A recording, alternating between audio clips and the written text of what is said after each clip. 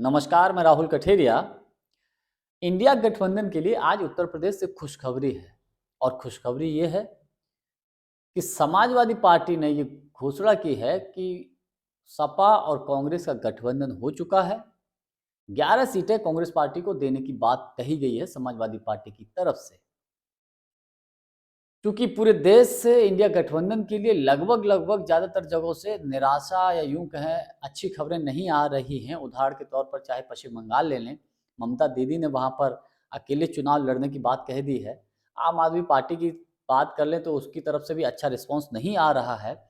बिहार में तो हम लोग देख ही रहे हैं कि किस प्रकार से जो इंडिया गठबंधन के अगुवा थे नीतीश कुमार जी, वो भाजपा के साथ चल रहे हैं। राजनीतिक विश्लेषकों की माने तो केवल ऑफिशियल अनाउंस होना ही बाकी रह गया है।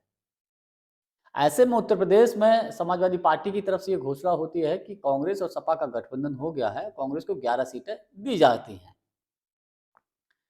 तो ये इंडिया गठबंधन के लिए खुशखबरी हो सकती है, लेकिन सवाल सबसे बड़ा ये है, क्या कांग्रेस इतनी कम सीटों पर राजी होगी? ये भी अपने आप में सवाल है और इसी पे चर्चा करूंगा। लेकिन पहले चैनल को भैया सब्सक्राइब जरूर कर लीजिए और घंटी के बटन को जरूर दबा दीजिए। देखिए, समाजवादी पार्टी ने तो ये घोषणा कर दी है कि कांग्रेस और सपा का गठबंधन हो गया है, इंडिया और पीडीए का गठबंधन हो गया है और 11 सीटें कांग्रेस पार्टी को दे भी दी गई हैं। लेकिन जब इसी मुद्दे को लेकर, इसी विषय पर जब कांग्रेस के नेताओं से बात की गई तो उन्होंने स्पष्ट तौर पर बोल दिया कि अभी तो बातचीत ही चल रही है, हम तो अभी कोई घोषणा ही नहीं किए और जब तक हमारी तरफ से घोषणा ना हो जाए तब तक कोई बात क्लियर मत मानिएगा। यानी कि भले ही सपा ने 11 सीटें देने की बात कही हो, लेकिन क्या कांग्रेस पार्टी के नेता 11 सीटों पर राजी होंगे? और अगर कांग्रेस पार्टी के नेता 11 सीटों पर राजी नहीं होते हैं तो क्या समाजवादी पार्टी 11 सीटों से अधिक कांग्रेस को सीटें देगी, इससे अधिक सीटें बढ़ाएगी? और क्या अगर समाजवादी पार्टी ने 11 से अधिक सीटें देने से मना कर दिया तो कांग्रेस केवल 11 सीटों पर ही चुनाव लड़ेगी?